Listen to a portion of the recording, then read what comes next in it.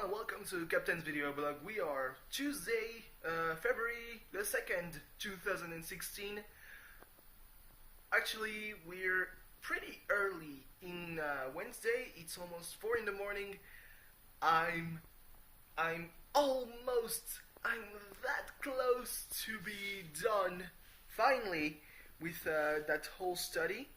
Turned out that a lot of things were wrong with my network of roads, mainly the fact that apparently network analyst does not recognize when a road intersects with another at a vertex, which is a point, kind of where the orientation of the road changes. So I had to, with all the errors already in the topology, I had added almost, I don't know, about 4,000 features. That was only the part of the iceberg that's above the sea level, because when I did the thing to have every intersection be an endpoint, which is apparently how the only way network analyst can recognize an intersection, I used the function planarize lines of the topology toolbar, and it added about 25,000 features. So now I have a very much so complete network, where every road is apparently there. So now I only have little parts of the study to make. I don't know exactly how it's gonna work, to be quite honest. But hey, at least now I'm done with all that bullshit. So yeah, that kept the whole thing kept me from doing the video weblog much earlier when because I'd been home for like 4 hours. From the match, the football game. As you can see, I'm wearing a Adidas brand official OM t-shirt. And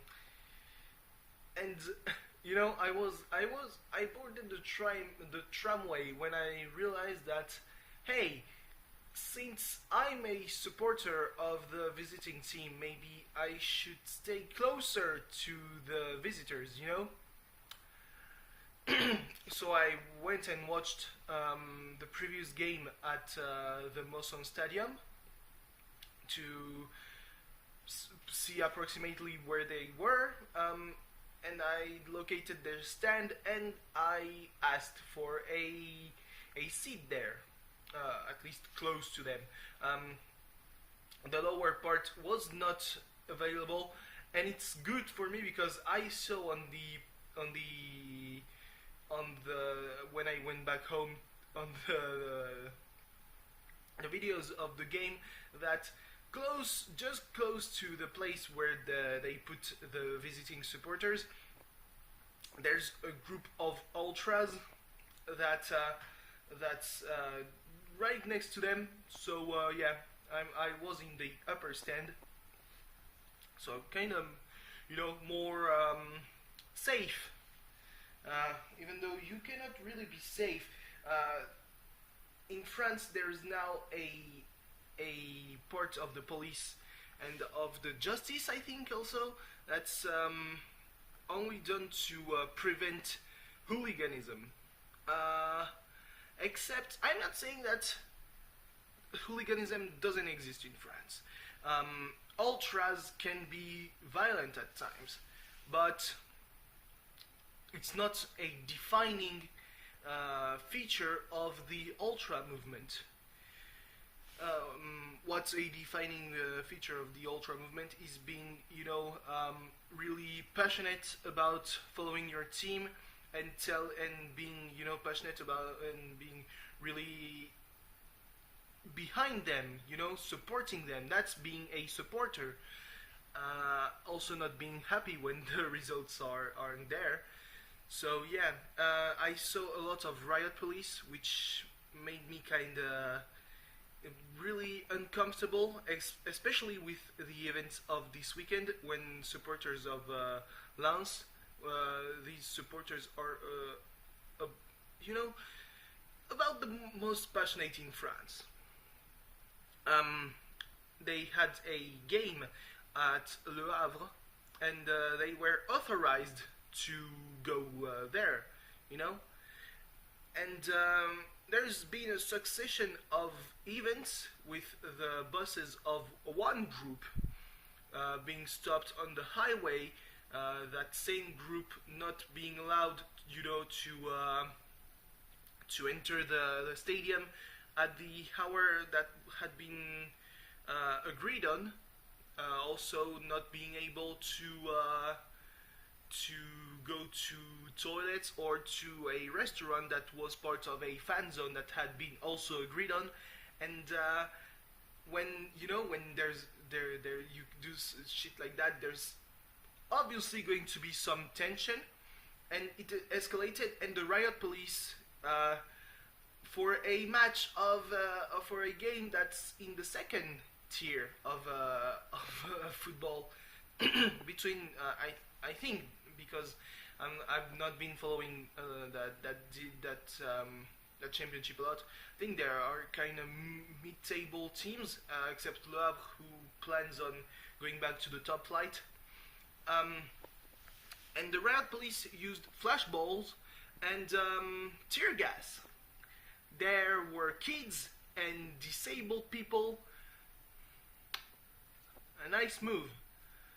That's with that kind of shit that you force, that's forcing the supporters to get violent. I'm not condoning the fact that they threw bits of seats on the pitch during the match, but you shouldn't do that. They've been, according to reports, they've been beating people to the pulp. They were bleeding and they were kicking people on the ground. Also refusing the access to a disabled man who was in a wheelchair, and they said, no, you're using the same way as everyone else. So that's kind of illegal, huh? There's enough reports there.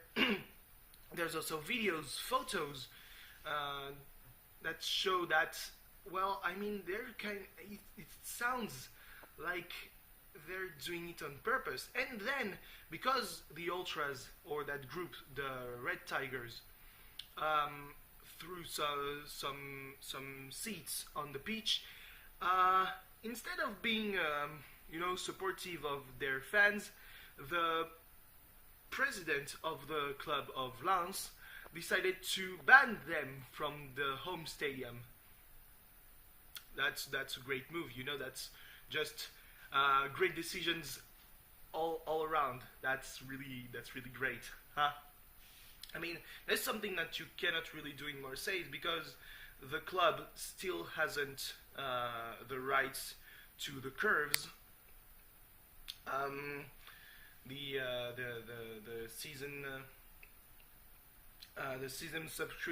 seasonal subscription are still owned by the supporters, even though next season it will be completely different. So as of right now, well, I mean, they can do nothing, anything. So there's apparently been a supporter strike in Lens tonight in their game against Brest, I think. And that's really sad that the president should turn on their supporters, when a couple of years ago it had been the president had been you know, he was pretty famous for paying the fines of the supporters. So yeah, yeah. I mean, that's kind of shitty. Anyway, talking about the match, the game, it wasn't good. I mean, when you're a supporter, a fan of Marseille, you know that it's kind of a, you know, um, it's all around. It's fucking everywhere in terms of emotions. You had the first half where it was pretty shit. There's been a statistic that apparently no player has touched the ball in Montpellier's penalty box during the first 45 minutes. I've been able to see Cabela not being able to, you know, look up when there was a call from the strikers. There hasn't been, there have not been, there hasn't been a lot of calls, but there were enough to create some dangerous situations. The return of Thauvin, pretty convincing, even though he will miss the game against Paris, because he got a red card 10 minutes after getting on the pitch. His tackle was very violent. He said that that was a lack of experience. That he also was, you know, very much into making some good things for the club, and it showed because he had a lot of enthusiasm. He wanted to show that he was back, and even if it's only for 6 months, he will do his best. And I believe him, because you can say pretty much everything you want about the player, but he loves the club. I'm pretty sure that he agreed on leaving only because, you know, the club needed money. So yeah, what can I say? It's pretty shocking that Romao is one of our best players. Obviously, he isn't very technical or anything like that, but he looks like he wants to play, and that's really important. That's really what matters. Alessandrini came back. As long as he doesn't hurt himself before the match against Paris, should be good. I mean, he's pretty much sure to replace Bounassar because this match hasn't been really great. On the other hand, Nkudu should probably stay in the starting 11 even when Ocampos comes back. They played with Rabiar in as a center forward. He had a couple of good calls. I'm pretty sure that had he gotten the ball, he would have scored. Probably, I don't know. He would have at least been more efficient at what he's been, you know, during the time he played. I'm not gonna talk about the referee. He booked Cabela for, you know, kind of enjoying the moment because he was in front of his former audience, and he booked him for not getting out of the pitch fast enough. He booked everyone. What the fuck? Including the Cheglier, which I'm pretty sure has in his contract a clause where he must play a certain amount of games, and not counting minutes, but he must step on the field, because I don't see why he would play if not for that. I mean, they make him enter at the 90th minute or something like that. I was very afraid when he was on the pitch because, boy, is he slow. At least he wasn't in defense. I mean, he's a defender, but he played on the wing and rather forward, which is pretty surprising. But yeah, I mean, what can I say? On the other hand, Montpellier, what the fuck? When they were down 1-0 around the 60th minute, the coach made some interesting change. You know, the substitution. I thought that he would make some strikers appear on the pitch. Didn't do it. He made defenders get on the pitch. He said in the interview after the match that he didn't quite trust his players to be able to do some stuff on the offensive part of the game. But really, when you have half an hour, you should kind of think about scoring once. I know that you've been dangerous, but not enough apparently. I mean, obviously we have Mandanda in the goals, so it's gonna take a little more than that. But yeah, it wasn't a great game. Mandanda, Romao, Alessandrini, and Kudu. Isla was pretty good also. He's been at the good school. He breaks the lines with his every pass. He's still not on the level of his with the Chilean national team that won the Copa America this summer, but that's probably because of the players. I don't know. We'll see what happens once Stephen Fletcher plays. It was very surprising, but people have been interviewed and they compare him to one of the strikers I like the most during his time in Marseille, which is Michael Pagis. Michael Pagis wasn't great, but he had that football IQ that's very important and that a lot of players seem to lack. I'm not subtweeting anyone except Cabela and Jordan Ayew, who knocked someone down with his elbow. That was a dumb move and has been regarded as a very bad mistake since he got sent off.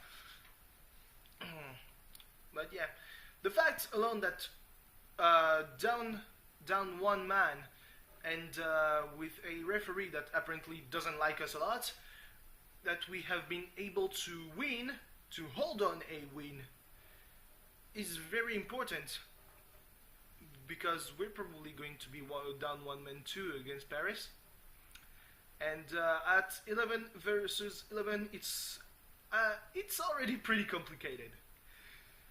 Yeah. So I'm gonna finish this whole network analysis. Maybe now, maybe in the morning. Depends on how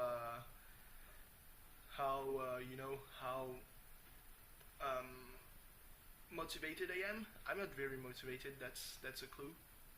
So I mean, it's already better than yesterday when I was like, nothing's working, or this morning when I was like, nothing's working. Oh, also it's at around that time yesterday that I